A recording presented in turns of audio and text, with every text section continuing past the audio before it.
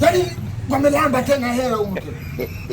Yaani na umkeka tena mwanangu amechanika. Kwa nini usukaje mkeka? Unajua mimi sikuelewi zako. Kama unataka usikilizaji ushauri. Mkeka yako unakula, mimi kwangu ninaliwa. Jana mimi si nimeliwa 20,000 ukacheka hivyo. Bwana, kama unataka kunibetia vizuri sema wewe. Wewe unanitia. Basi una beti mwenyewe. Sio unanipa simu nikubetie. Sio unanipa simu nikubetie. Sio unanipa simu nikubetie.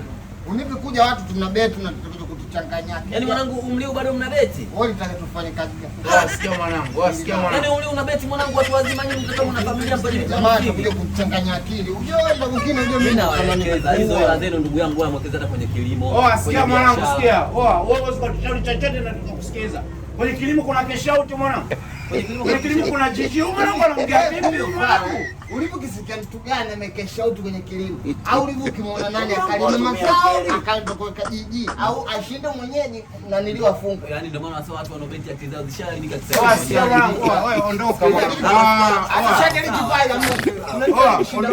Ondoka mwanangu. Wewe usikushauri chochote kwa basi nipeni hizo hela mnazobeti mimi nikanunua hata mpasi mwanangu. Tembea bwana, unaona kama nitakuchanga mkeka. Nao tulizana sisi.